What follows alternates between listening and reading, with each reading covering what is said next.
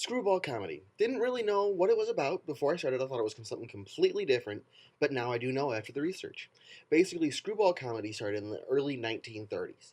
It all became really big when Hollywood came out with its own censorship rules. These rules basically said that filmmakers could not put any sex, homosexuality, or anything that even implied in the movies. So around 1934, It Happened One Night, the name of a movie, started out and just it became the first one of his genre and started it off. That was by Frank Capra. Basically, the whole movie, for basic purposes, focuses more on the silliness of things or situations more than on the sentimentals. Thank you very much. Thank you. Don't call them, Sue. Oh, I just...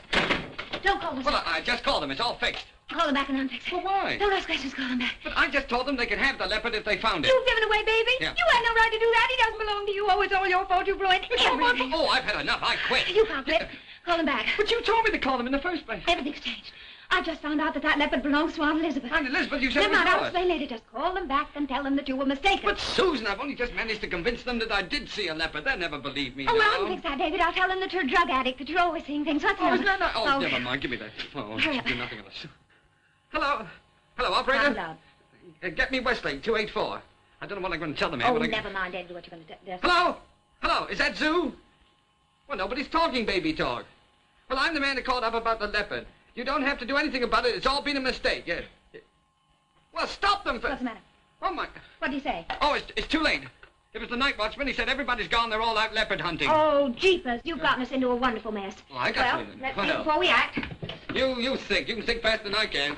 Thank you, David. Now, what do you take with you when you go to catch a leopard? A bigger leopard. Well, one thing's certain. We've got to catch him before they do. Oh, I've got to watch George. I We'll can't... take George with us. Oh, my God.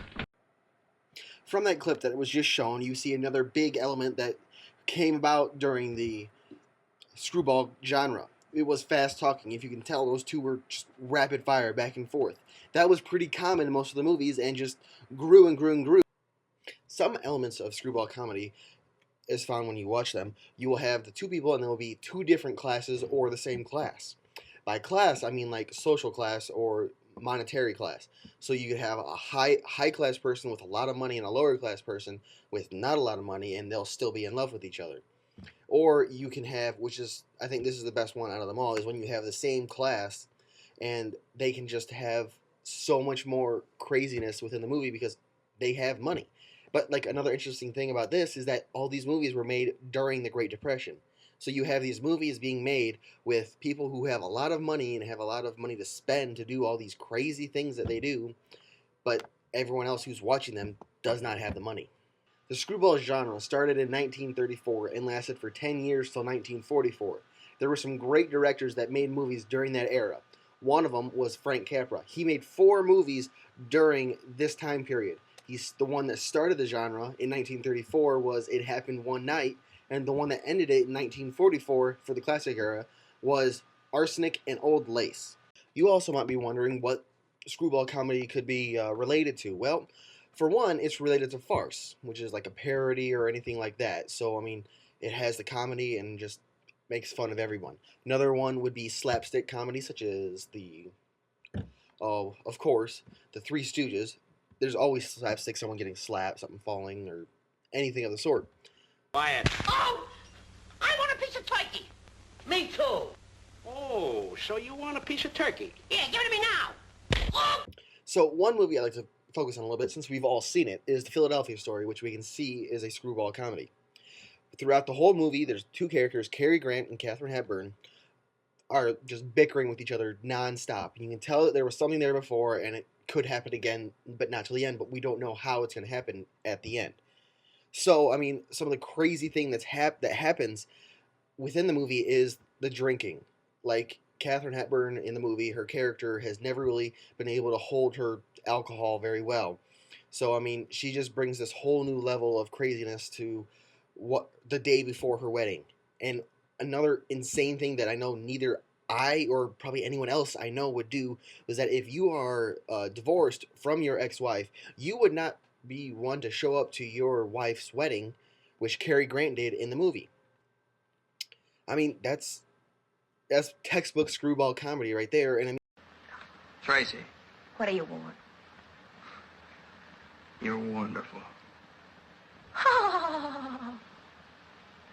There's a magnificence in you, Tracy.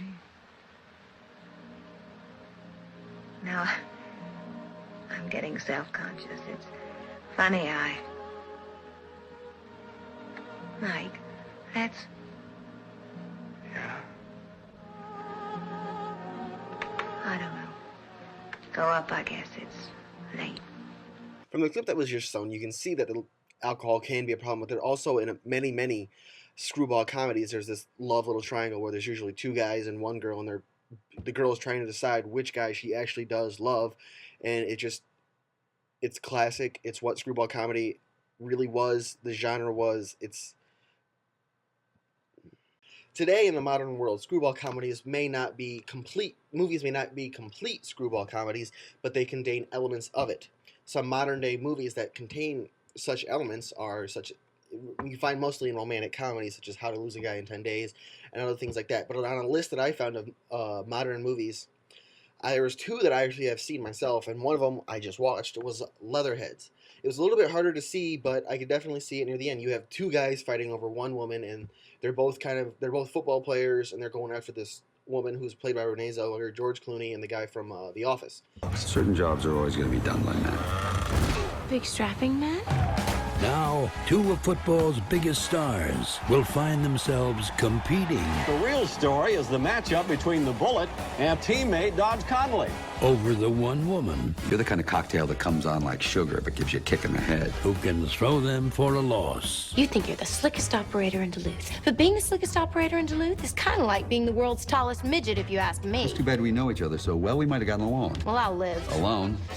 Another insane movie that was on that list is called Burn After Reading, and it has George Clooney in it once again, Brad Pitt, and a couple other actors. But I mean, I saw this movie, and it was like, seriously, this is a crazy movie. I mean, some of the scenes in there are insane, but I mean, it's all about the basic premise of a screwball comedy.